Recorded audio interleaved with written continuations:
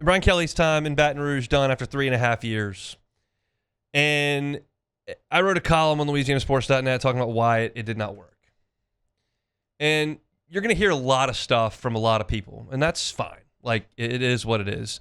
I have my opinions. I'm confident that you've heard plenty on this station already. You'll hear some more later on today from Matt. This is my personal account of why things did not work with Brian Kelly in Baton Rouge. I believe it was not that he, and I use air quotes very, very hard here, used a fake accent to start. I think he slurred a word, but that's not as much fun for a national narrative, so faking an accent. I don't think it's because he's a Boston guy with Midwest roots. I don't believe it's because he played too much golf or went to the beach. I can't speak to those things directly. I'll tell you this. I've played a lot of golf in this city, and I know people that play golf almost every day, where Brian Kelly is a member. Almost every day. And I asked about it today. How often is he playing golf? And the answer I got back was only in the off season and not that much, is the answer I got.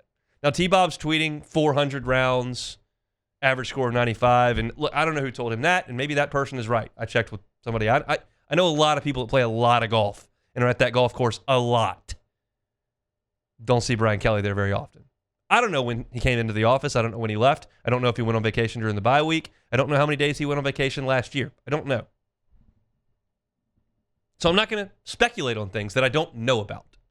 I'm going to talk about things that I know about. It's more fun to say, well, he played all this golf, or, well, he's on vacation the whole time. He wasn't trying. He wasn't putting in the work.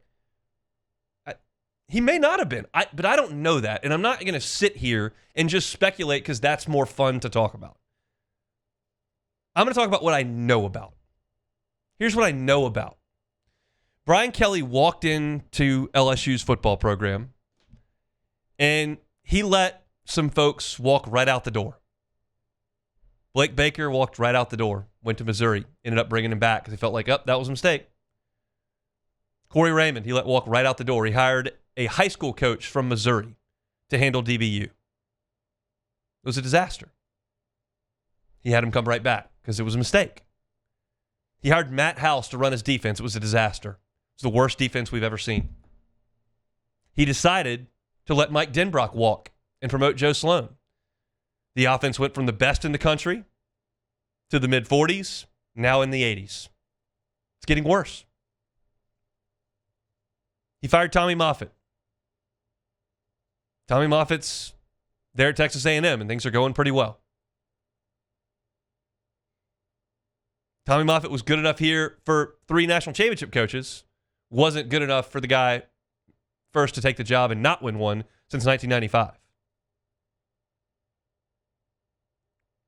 I believe the hires that Brian Kelly made, the decisions that he made, ultimately cost him his job.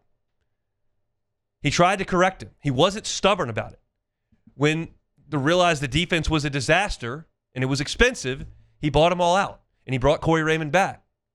And he brought Blake Baker back. Caught a tough break when Bo Davis decided to go to the Saints. I don't think anybody saw that coming. But he hired 6 defensive line coaches in 4 years. Some of that was his fault. Some of it wasn't. It wasn't his fault Jimmy Lindsey got sick. It's not totally his fault that Bo Davis took the Saints job or that Jamar Cain left. But 6 defensive line coaches, not enough continuity there. The offense has gotten worse. This is a guy at Notre Dame that surrounded himself with great, great coordinators. He hired himself Clark Lee. Look what he's doing now in college football. He hired himself Mike Elko. Look what he's doing in college football. And it's irony that those 2 guys ended up costing him his job over the last 2 weeks. He had Bob Diaco, who became a head coach when he was at Notre Dame. Mike Denbrock's doing really well at Notre Dame. They score a lot of points. I mean, their loss to Notre Dame, to Texas A&M, wasn't because they couldn't score. At offensive line, where Brian Kelly created an NFL factory in college in Notre Dame, a factory of an offensive line. They were great year after year after year on the offensive line. We said for 4 years, like, this is something that he's going to bring with him. Great offensive line play. The offensive line play is terrible. They don't pass protect. Their run blocking is poor. They don't have anyone that can go out there and play tackle against good pass rushers. I don't have a great explanation for that, why he was good at it at Notre Dame and it was terrible at LSU. But I don't think it was because he played too much golf. The decisions that he made cost himself. When he said, we're not going to buy players, well, it's an area where you had to buy players. He pivoted from that. Said, okay, well, let's buy players. Here's $1 million of my money. Let's go do it. But it was too little too late. He realized, hey, let's go put together a front office. And he let Austin Thomas go out and bring people back to LSU to be the personnel department. He tried. That's effort. Didn't work. He's not perfect. Brian Kelly's not perfect.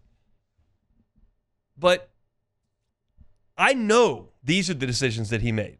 And I know what the results of those decisions were that he made. And I believe those decisions and the results of those decisions are ultimately why this thing never worked. It looked like it was going to work. Man, that first year he turned it around. Turned out you got Jaden Daniels. That's the guy you had to have. It's the guy he never had at Notre Dame. Think about the quarterbacks that he won with in Notre Dame. Everett Golson. Tommy Rees. He got Jaden Daniels. He got the guy.